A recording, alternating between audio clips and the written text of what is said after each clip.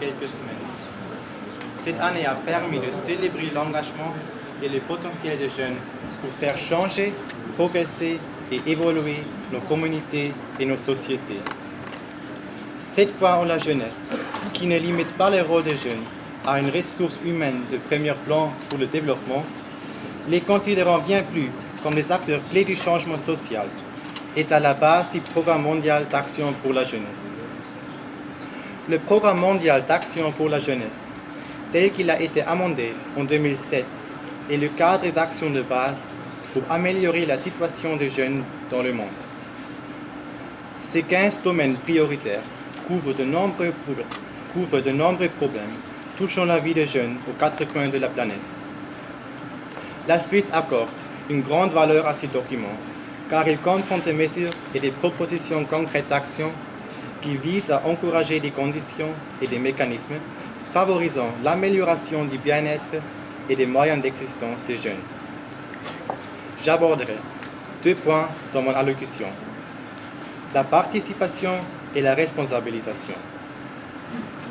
L'un des domaines prioritaires du Programme mondial d'action pour la jeunesse, qui revêt une importance toute particulière pour nous tous, les représentants de la jeunesse présents dans cette salle, est le suivant: pleine et effective participation des jeunes à la vie de la société et à la prise de décision.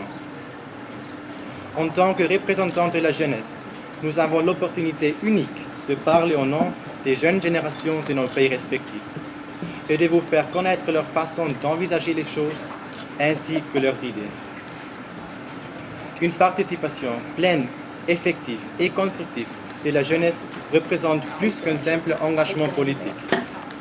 L'engagement effectif des jeunes en tant que partenaires égaux passe par la reconnaissance du droit de tous les jeunes à participer à tous les niveaux de la prise de décision et à faire un usage productif de leurs connaissances, de leur façon de voir les choses et de leur expérience. Il s'agit là d'un processus bénéfique, non seulement pour les jeunes, mais aussi pour les autres parties prenantes. Cela permet aussi aux jeunes de ne plus être considérés comme des bénéficiaires passifs de ressources ou comme la cause des problèmes sociaux, mais comme des acteurs essentiels au sein de la société, des acteurs capables de fournir une contribution importante au développement de leur pays et dont l'engagement doit donc être nourri et cultivé de manière appropriée. Secondo, la participation de la jeunesse reste cependant incomplète sans une responsabilisation adéquate, cette dernière passant par l'accès à des opportunités de développement humain telles que l'éducation. À cet égard, il est impératif de reconnaître le rôle joué par l'éducation formelle et l'éducation non formelle. L'éducation non formelle représente une part essentielle du processus d'apprentissage tout au long de la vie et sur tous les aspects de la vie. Et les organisations de la jeunesse, de même que les organisations menées par des jeunes, sont un espace et un contributeur de premier plan pour ce processus. Associées l'une à l'autre, l'éducation formelle et l'éducation non formelle permettent aux enfants et aux jeunes de passer de l'adolescence à l'âge adulte, d'intégrer la vie sociale et professionnelle et d'exercer leur citoyenneté. La participation à des organisations de la jeunesse est au cœur de la démocratie.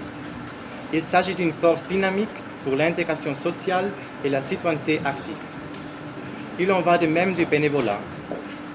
Le bénévolat et d'autres opportunités de participation offertes à la jeunesse sont extrêmement bénéfiques à la société et peuvent devenir un élément d'une stratégie visant à combattre des problèmes sociaux tels que l'usage de stupéfiants ou la délinquance juvénile. Donner aux jeunes une opportunité de participer à la prise de décision contribue à leur propre développement, ce qui en retour leur permet de contribuer au développement de leur société avec au final un meilleur environnement pour la participation de la jeunesse. Un cercle vertueux. Cette dynamique positive renforce notre résolution à faire avancer un monde dans lequel nous sommes des parties prenantes considérées sur un pied d'égalité Un monde dans lequel tous les différents acteurs, dont les jeunes, sont responsables des décennies à venir. En conclusion, même si l'année internationale de la jeunesse a pris fin, notre engagement concernant les problèmes liés à la jeunesse doit se poursuivre. Plus que jamais, les jeunes du monde entier comptent sur ce que l'Assemblée générale va décider durant les prochaines semaines. Même si seule une partie de la jeunesse du monde est représentée aujourd'hui par des délégués, la population mondiale étant composée pour près de la moitié des jeunes de moins de 25 ans, ce sont près de 3 milliards de jeunes dans le monde qui nous observent. Merci de votre attention.